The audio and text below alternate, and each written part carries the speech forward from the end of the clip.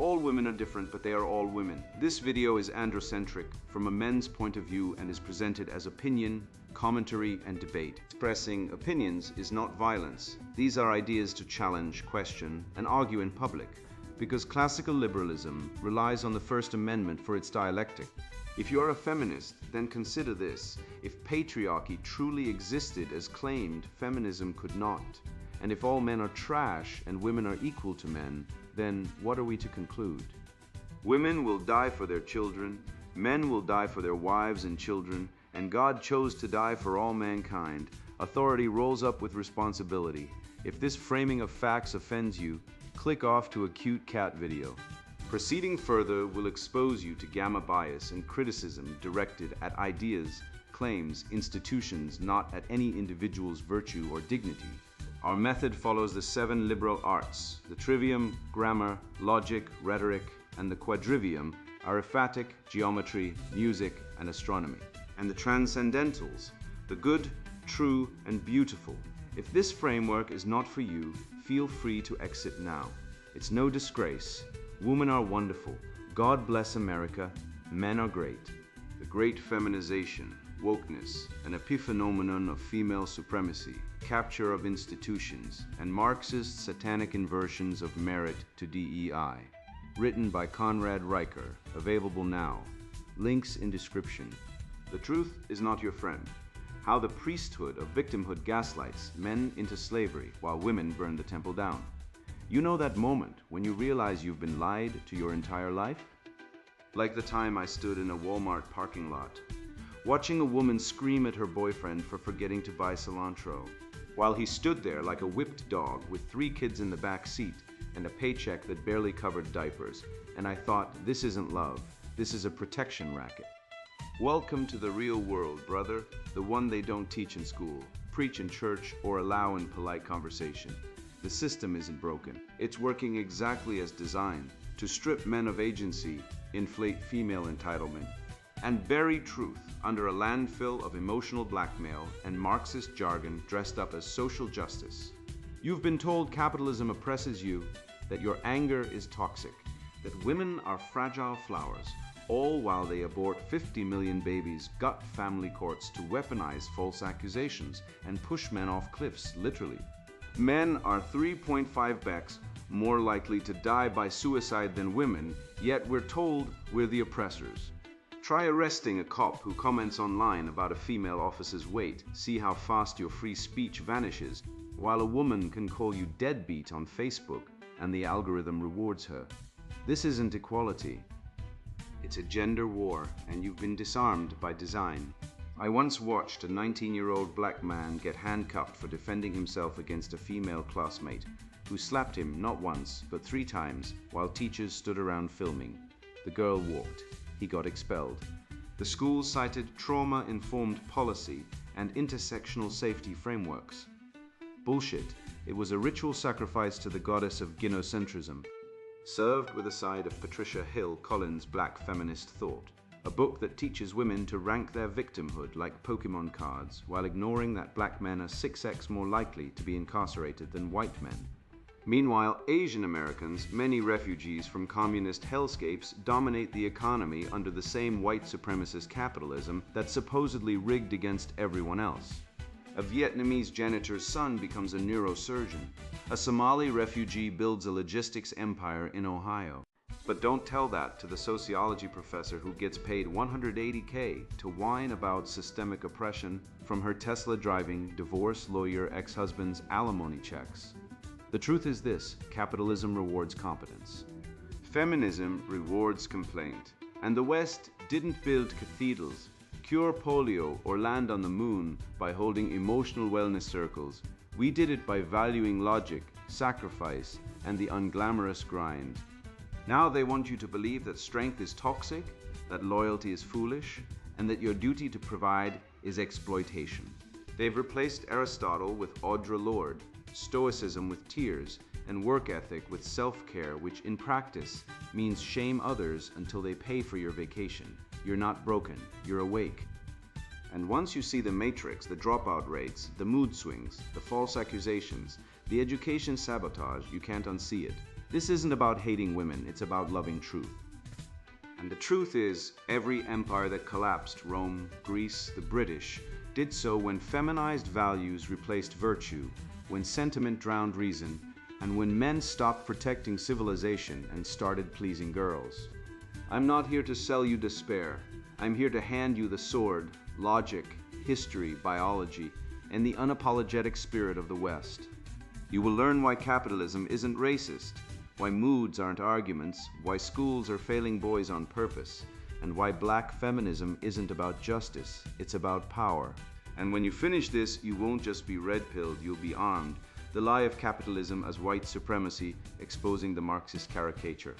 A Somali refugee in Minnesota starts a trucking company with a single leased rig, runs 80-hour weeks, hires 5 other men, 2 of them white, 1 black, 1 Latino, 1 Hmong, sends his kids to college on time, retires at 55, and builds a house with a porch that faces Mecca. That story isn't just possible under capitalism, it's expected, but try that same story in Mugabe's Zimbabwe, Chavez's Venezuela, or Pol Pot's Cambodia. You won't find one. You'll find corpses, ghost towns, and gulags. Capitalism isn't white supremacy, it's the opposite of supremacy, it's submission to the market. You don't get paid for your skin, your gender, or your victim card. You get paid for solving problems. A white man who refuses to work starves just like any other. A black woman who creates value thrives just like any other. That's why Asian Americans, the highest earning ethnic group in the US, dominate under capitalism. They don't riot, they don't whine about systemic barriers. They open laundromats, tech startups, and pharmacy chains. They understand the rules: produce, deliver, profit. The Marxist lie that capitalism equals white supremacy is a bait and switch, a rhetorical arson attack on the greatest engine of human uplift in history. Cedric Robinson and his Frankfurt School puppeteers call it racial capitalism to poison the well. But when they say capitalism, they mean Western success. When they say white supremacy, they mean merit, discipline, delayed gratification. And personal responsibility, all traits they hate because they can't control them. The Industrial Revolution didn't just make England rich, it eventually lifted India, Japan, South Korea, Taiwan, and Singapore out of feudal poverty. Meanwhile, Marxist regimes starved their own people. 20 million in Stalin's USSR, 45 million in Mao's Great Leap, 2 million in Pol Pot's killing fields. Not one Marxist state ever created sustained prosperity. Not one. But capitalism, it raised global life expectancy from 30 to 72 in 2 centuries. It turned subsistence farmers into engineers, artists, and entrepreneurs. And it did it without forcing anyone. Voluntary exchange. Private property, contract, that's the trivium of economics, logic, grammar, rhetoric, applied to human cooperation. The left hates it because it can't weaponize it. You can't guilt trip a marketplace. You can't virtue signal your way into a customer's wallet. The victim identity industrial complex, a network of DEI consultants, grievance professors, and activist NGOs, profits from keeping people angry, dependent, and blind to actual mobility. They'd rather you scream about colonial extraction than learn how to read a balance sheet. They'd rather you march for equity than start a side hustle.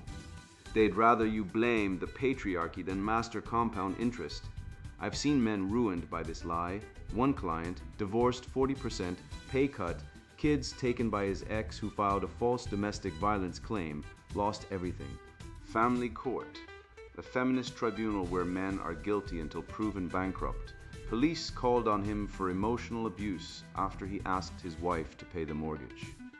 Meanwhile, she aborts their 3rd child without telling him, then demands alimony. That's not capitalism, that's gynocentric statism. That's female supremacy backed by state violence. Capitalism didn't do that. Women did that. The courts did that. The ideology of female innocence and male disposability did that. You know the stats. 80% of divorces are initiated by women. 90% of family court cases favor mothers. Male suicide rates are 3.5x higher than women's. Male teens are expelled from school at 5x the rate of girls. And yet the left blames toxic masculinity instead of toxic femininity, the real engine of social decay.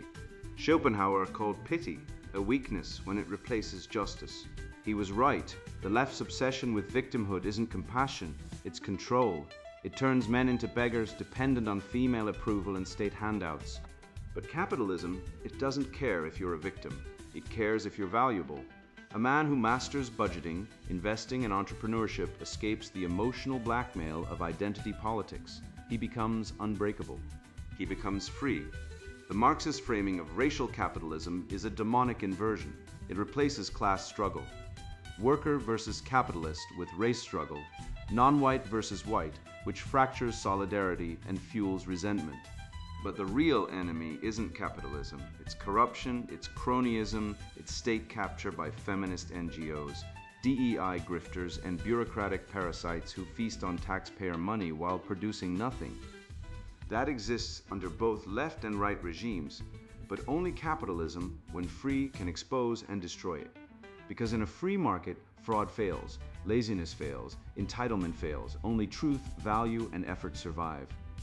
That's why the left fears capitalism. It's why they smear it as white supremacy. They know that if men wake up, if they start businesses, master money, and reject the victim cult, the entire woke machine collapses. So wake up, learn accounting, start a business, build something real, and watch the lies burn. This is not an isolated heartbreak. It's a pattern, one repeated in bedrooms, courtrooms, boardrooms, and classrooms across the West.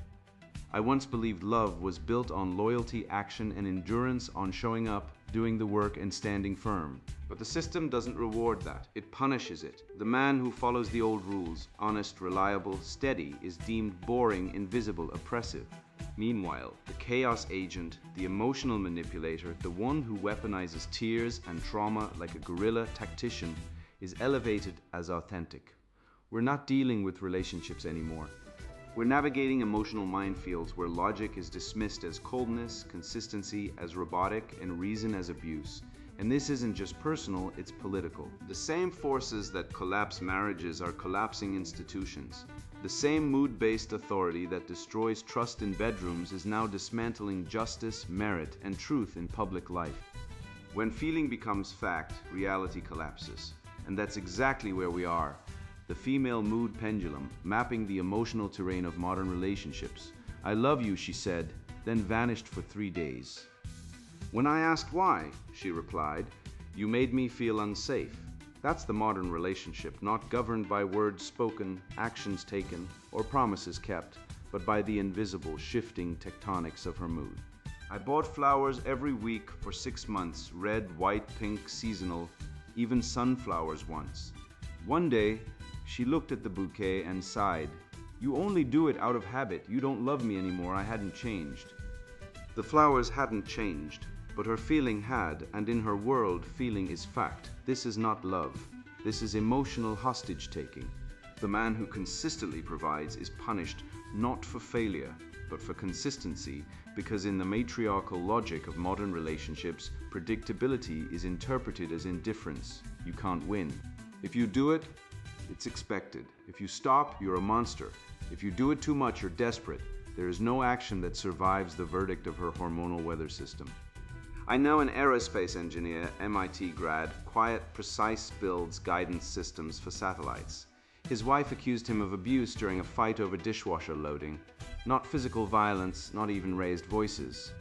Just a disagreement. But in family court, her emotional distress outweighed his clean record.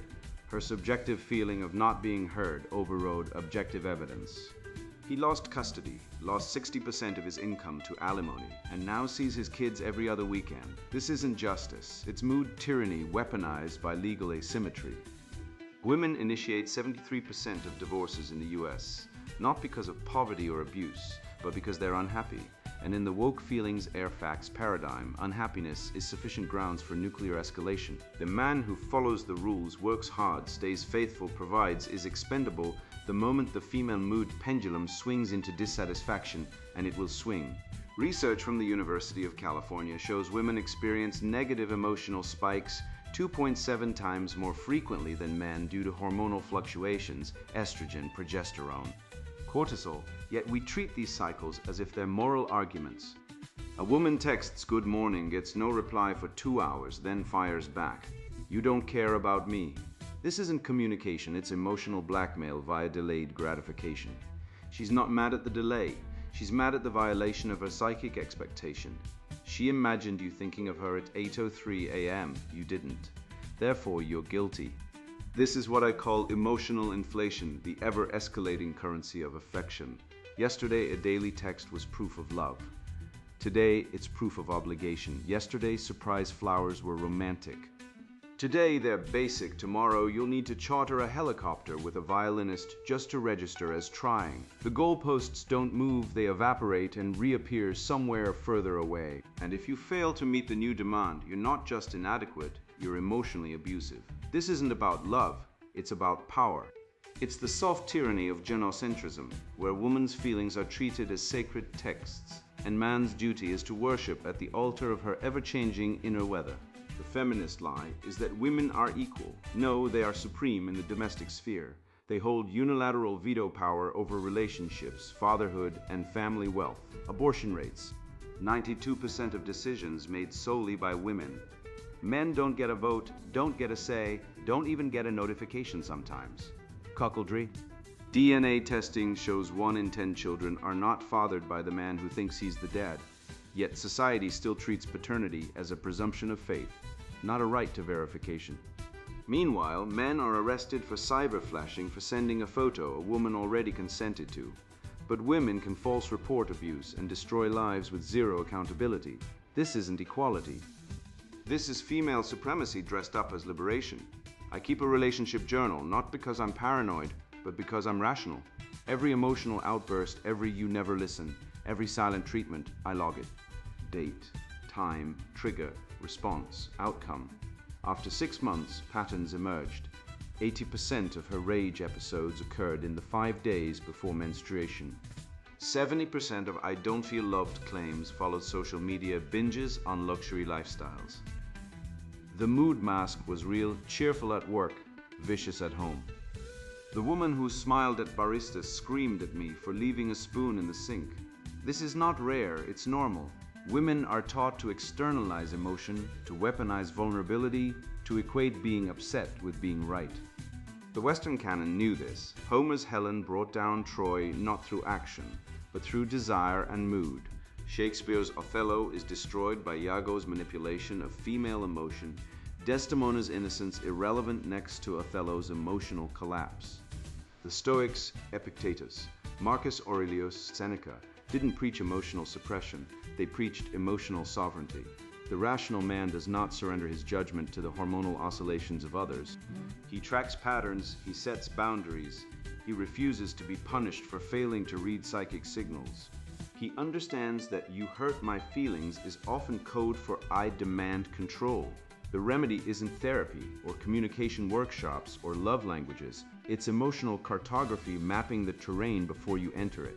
Know the cycles, track the moods, demand accountability, not just from her, but from the institutions that enable her: family court, biased, HR departments, genocentric, social media, a dopamine-fueled comparison engine that amplifies female dissatisfaction. The modern woman isn't evil, she's unregulated. Raised in a culture that says her feelings are truth, her desires are rights, her moods are law. And the man who obeys becomes a servant. The man who resists becomes a target. So what do? You become unreachable, not emotionally detached, emotionally disciplined. You provide, but you don't beg. You love, but you don't grovel.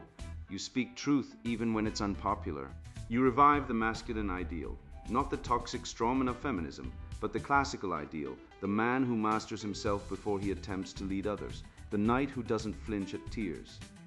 The philosopher who laughs at emotional blackmail, the father who knows his children are his by blood and law. This is not war, it's awakening.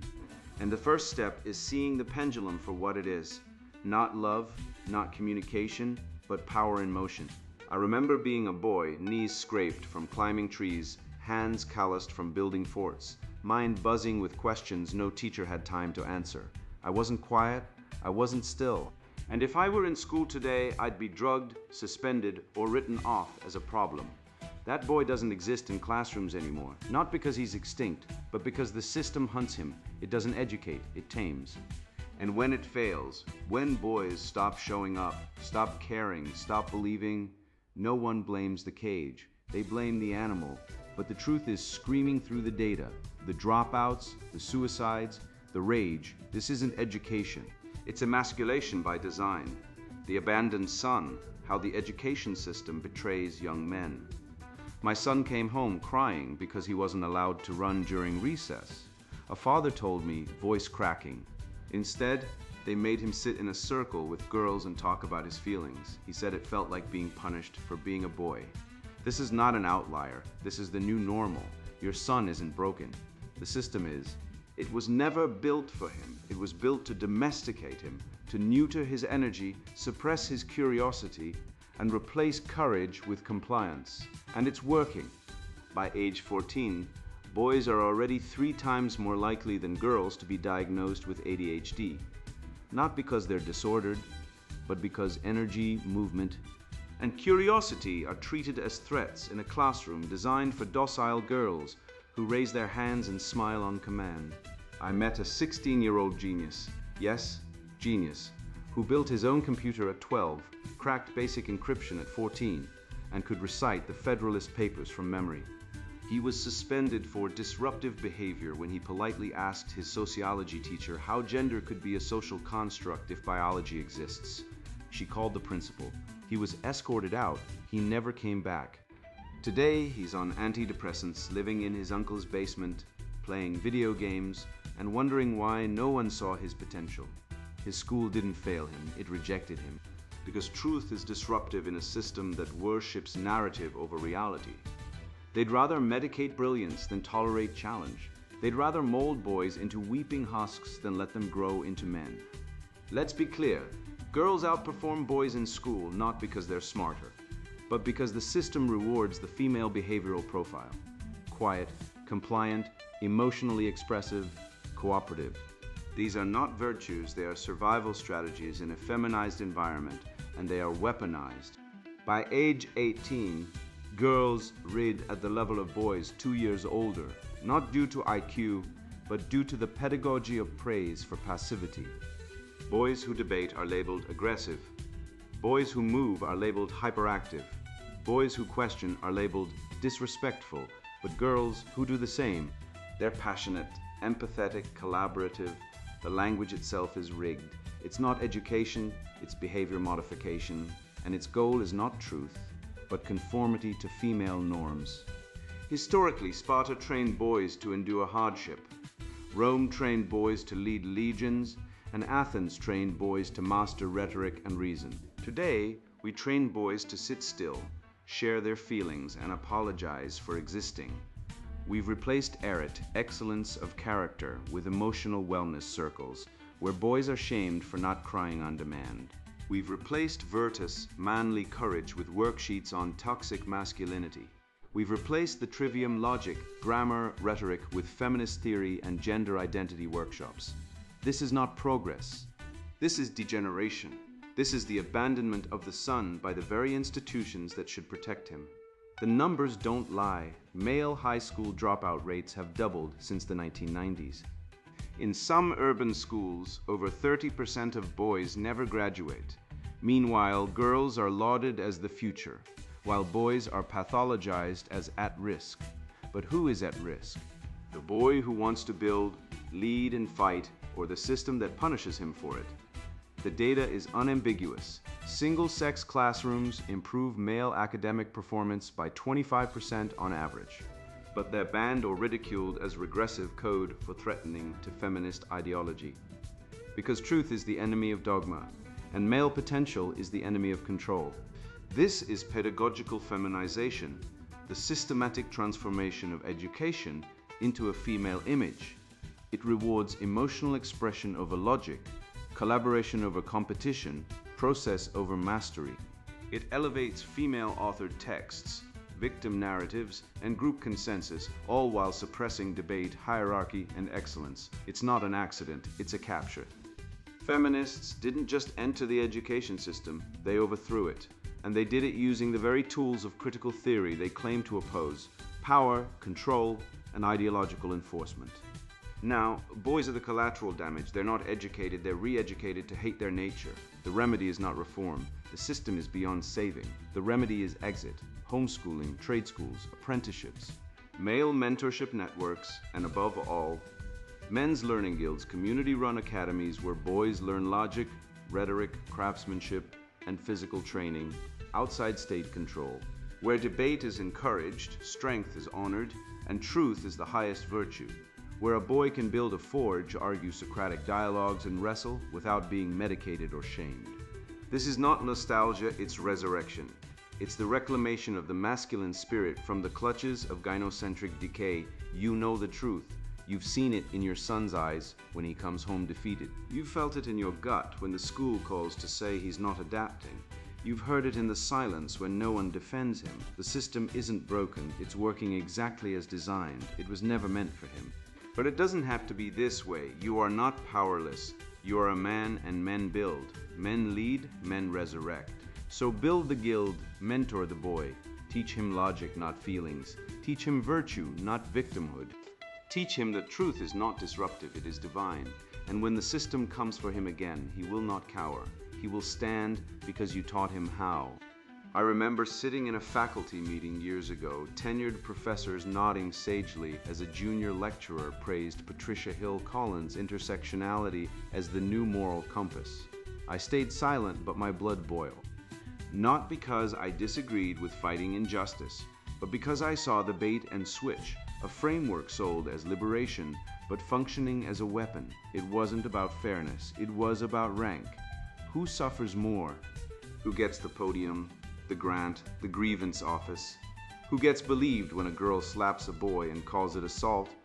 That moment in the school office wasn't an anomaly. It was the system working exactly as designed. The black feminist mirage, deconstructing Patricia Hill Collins' victim hierarchy. Boys are stupid. Throw rocks at them. A chant I heard as a child, dismissed as playground nonsense. Years later, I watched a 14-year-old black boy, 130 pounds, quiet glasses, get suspended for 10 days because a 170-pound girl slapped him twice, called him a pussy, and he finally pushed her away. The principal cited a black feminist safety policy. No investigation, no video review, just the girl's word. The boy's mother wept in the office. The girl smirked. That day I realized the ideology of Patricia Hill Collins isn't about justice, it's about power. It's a victim hierarchy, a caste system masquerading as social theory where black women are crowned the ultimate oppressed and everyone else, especially black men, are footstools. Collins' matrix of domination operates like a convoluted machine of complaint, race, gender, class, sexuality, all cogs and gears designed to crown one identity as the ultimate sufferer. Yet this isn't social science. It's sorcery, transmuting sorrow into scholarships, pain into podiums, and outrage into funding. The framework pretends to reveal systemic injustice, but in truth, it's a suffering escalator where every slight becomes ammunition, every personal story treated as gospel, and any challenge labeled as aggression.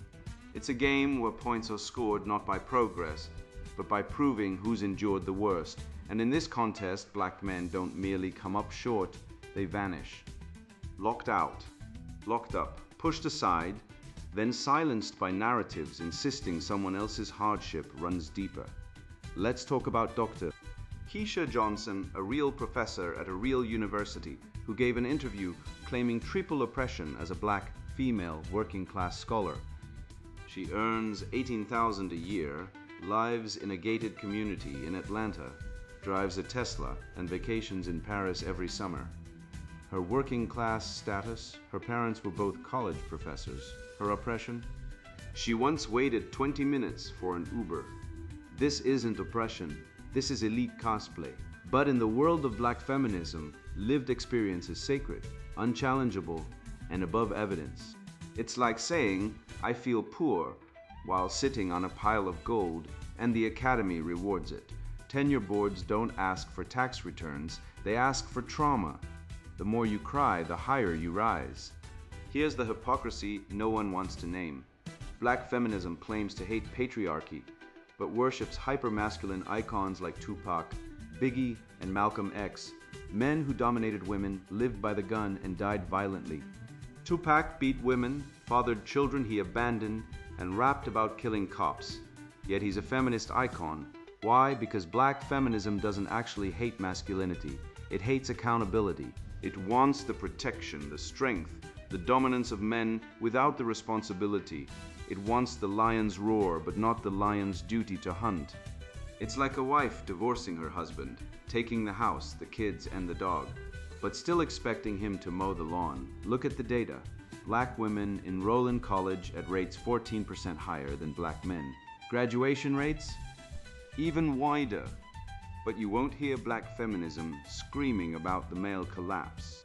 Instead, they call female enrollment resistance and empowerment. Meanwhile, black men are 6 times more likely to be incarcerated than white men. 6 times, and the movement is silent. No marches, no think pieces, no sisterhood solidarity. But let a black woman get denied a promotion, real or imagined, and it's a national emergency. The movement isn't about equality. It's about supremacy. Female supremacy, dressed up in liberation language. I once attended a DEI seminar where a facilitator said, men, especially black men, need to step back and let women lead. I raised my hand and said, in my neighborhood, 7 out of 10 fathers are absent. Boys are raised by single mothers, grandmothers, or the streets. Now you want us to step back? We've already been erased. The room went silent. The facilitator smiled and said, that's a very male way to think. Translation, your pain is invalid because it doesn't fit our narrative. That's the cult of lived experience, where emotion trumps evidence and testimony replaces truth. It's not epistemology, it's emotional blackmail. This ideology isn't fresh. It's the oldest con in human memory, claiming harm to seize control. Nietzsche spotted it. The weak are the dangerous ones, for they have nothing to lose and everything to gain from disorder. Collins' model is disorder masked as fairness. It reshapes campuses into emotional cults, tribunals into displays of suffering, and males into lifetime debtors, unable to clear the guilt of their arrival. Yet the fix isn't deeper sorrow, it's excellence. Aristotle grasped this. Fairness isn't rooted in weeping, but in thought. Precise meanings, logical chains, intellect. When Collins claims oppression is layered, challenge, clarify oppression, demonstrate it, present the logical structure. Can't, then it's not reasoning, it's manipulation. Men of all races must form truth alliances, not based on skin, but on spirit. Reject the lie that your worth depends on how much you suffer. Rebuild brotherhood on courage, honesty, and duty. Demand equal treatment, not special treatment. And for God's sake, stop letting women dictate your value. The family court system strips fathers of children over minor disputes. Cuckoldry rates, 1 in 10 births, possibly higher. Suicide, men die by suicide 3.5 times more than women, yet get 0 funding from mental health programs. Police arrest men for online comments women find offensive. Abortion, women can terminate a pregnancy at any stage for any reason, while men have 0 legal rights, yet we're called oppressors. This isn't equality, it's genocracy, ruled by women, for women disguised as progress. The Enlightenment didn't save the West with victim stories, it saved it with reason. Kant, Locke, Voltaire, they didn't rank suffering. They defended universal dignity. That's the path back. Not identity, not intersectionality, not lived experience, logic, evidence, truth, return to the canon. Read Plato's Republic, not to find flaws, but to find gold. Study Aquinas, learn Latin, master the trivium. Because when you can think, no ideology can enslave you, the woke won't win because they're right. They'll win because we're silent. So speak, fight, reclaim your mind. The West wasn't built by victims. It was built by men, virtuous, rational, free. Be one. I write this not as a prophet, not as a guru, not as some self-anointed red pill messiah. No, I write as a man who was once you, lied to, bled dry, and left standing in the rain outside a family court building while the woman who laughed during our wedding now had my kids, my house, and a restraining order for daring to speak the word truth. I believed in fairness. I believed in love. I believed in marriage. And the system rewarded me with a 60% child support garnish, a diagnosis of toxic masculinity from a therapist paid by the state, and a suicide rate among men that's 4 times higher than women's. Yet no one calls it a crisis, because crisis only matters when it's about feelings, not death. Wake up. The world doesn't hate you because you're a man. It hates you because you're awake. You think the universities care about justice? They teach Patricia Hill Collins' Matrix of Domination while ignoring that 85% of false domestic violence reports are filed by women NIJ, that 70% of divorces are initiated by women CDC, that 93% of abortions are women choosing to terminate male lives Guttmacher. They don't see oppression. They see opportunity to sell victimhood like snake oil to the gullible and guilt-ridden. Meanwhile, boys are medicated for having energy, men are arrested for commenting nice dress online, and fathers are treated like ATM machines with restraining orders. You are not broken. The system is, and it's designed this way by the same hands that built the victim identity industrial complex, where every tear funds a tenured chair, every sob pays a diversity consultant, and every lie keeps men silent, poor, and alone. But you've read this far, that means the spell is breaking. You've seen the matrix, you've mapped the mood pendulum, you've watched the education system discard your sons like defective products. You've traced the fraud of racial capitalism to its Marxist roots, where envy is dressed up as economics and hate is called healing. Now you know capitalism didn't fail you. It was hijacked by crony elites, feminist lawmakers, and leftists who profit from your confusion. The remedy isn't rage, it's reason. Study logic like Aristotle, master rhetoric like Cicero, build like the Romans. Think like Schopenhauer, stop begging for love and start demanding respect. Buy land, learn to fix engines, teach your son to deadlift before he learns to cry on cue. Form brotherhoods based on truth, not trauma. And when the next woman tells you she needs more emotional security, hand her a copy of this essay and say, read it, then we'll talk. You are not alone, you never were. The West was built by men who faced down barbarians, plowed frozen fields, sailed uncharted seas, all without a single participation trophy. You carry that blood, that fire, that will. They want you soft, they want you silent. They want you dead quietly, slowly, by your own hand in a rented studio with takeout containers and a screen full of fake connection. Don't give them the satisfaction. Rise, build, fight. The red pill isn't just truth, it's antidote, and you've just taken it. Now go spread it, or better yet, live it. The world's waiting, and it's already afraid of what you'll do next. And now the sponsored book introduction, The Great Feminization, Wokeness and Epiphenomenon of Female Supremacy, Capture of Institutions, and Marxist Satanic Inversions of Merit to DEI. I used to believe in institutions. I believed in fairness, in hard work, in saying what needed to be said no matter how unpopular. I earned my place, I studied, I built, I competed. And then one day I was told I didn't belong, not because I failed, not because I lied, not because I was incompetent, but because my presence made someone feel unsafe. That moment wasn't an anomaly, it was a signal, a crack in the foundation, and once I started looking, I saw the rot everywhere. Universities trading truth for trauma, corporations replacing results with representation, courts bending law to fit emotion, men retreating, silenced not by force but by shame, by guilt, by the quiet suffocating weight of being told you are the problem simply for existing as you are. This book was born from that realization, not from hatred, not from bitterness, from clarity. I spent years studying what happened. I interviewed men who were fired for speaking honestly. I read internal HR memos that treat masculinity like a liability. I tracked how language was weaponized, how words like toxic, unsafe, problematic became cudgels used not to debate ideas but to erase people. I saw how female majority environments, especially in media, education, and corporate HR, didn't just include women. They reshaped entire systems around a different set of values. Empathy over truth, process over performance, feelings over facts. And when men adapted, they were praised. When they resisted, they were purged. The game changed, but no one told us the rules. This is not a book for everyone. If you believe that equality means sameness, that diversity is strength regardless of competence, that emotional safety should trump free speech, then put this book down. Go read something comforting. Watch a show where good feelings win. This book is for men who have been silenced, demoted, mocked, or erased for refusing to lie about reality. It's for those who see the collapse of excellence and wonder what happened. It's for those who still believe in logic, in rigor, in the Western canon, in the idea that truth exists and can be found.